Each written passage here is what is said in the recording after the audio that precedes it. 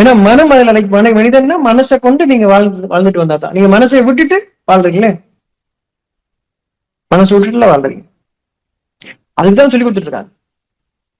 ஆனா வார்த்தை பூரா மனதிற்கு பயன்படுத்தக்கூடிய வார்த்தை பூரா யூஸ் பண்றீங்க. புரியுது? வார்த்தை ஒண்ணுதான், அதே வார்த்தை தான் பயன்படுத்துறீங்க, ஆனா அர்த்தம் வேற வச்சிருக்கீங்க.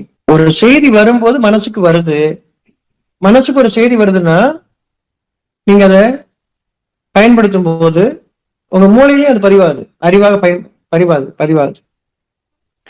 சரியா? ஆனா அதே வார்த்தையை நீங்க திருப்பி நீங்களே யூஸ் பண்ணுவீங்க, ஒரு சாதகமா யூஸ் பண்ணுவீங்க. மனம் அதில் லயித்து இருந்தால், மனம் அதில் சேர்ந்து இருந்தால் நீங்க தப்பான அர்த்தத்துக்கு போக மாட்டீங்க. அதான் விஷயம். எப்படி மயக்குது? எங்க அம்மா எப்படித்தான் செய்வாங்களா, எங்க வீட்டுக்காரர் அப்படிலாம் செய்வாரா, என் புள்ள அப்படி செய்யுமா? வார்த்தை ஒண்ணுதான், பிள்ளை செய்ய மாட்டான்னு நினைக்கிறீங்க. ஆனா அது ஏன் பிள்ளை, இது எங்க அம்மா, ஏன் அம்மா அப்படி செய்ய மாட்டாங்க. அவங்க மனுஷியா தான் செய்ய மாட்டாங்க, மனசு அதில் ஒன்றிட்டு செய்ய மாட்டாங்க. அங்க மனசு விலகி இருக்கு.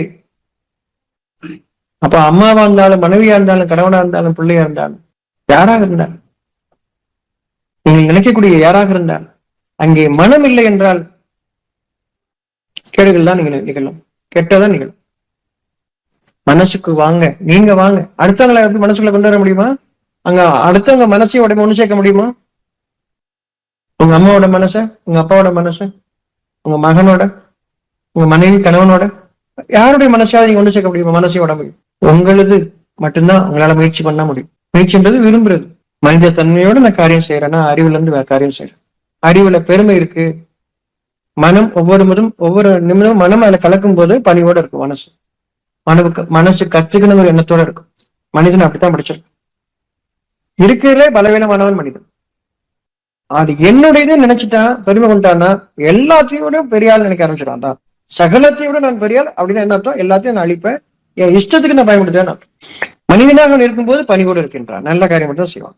மனம் அதில் இருந்தால் நன்மையை மட்டும் செய்வான். அவனுடைய படைப்பு அப்படிப்பட்டது.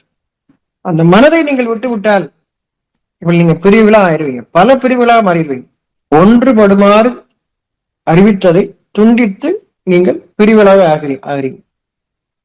ஒன்றுபடும்னா மனசு உடலும் ஒண்ணு சேர்ந்து ஒரு காரியம் செய்யுங்க, மனதோடு காரியம் செய்யுங்க. மனிதர்கள் நீங்கள் மனதோடு காரியங்கள் செய்யலாம்.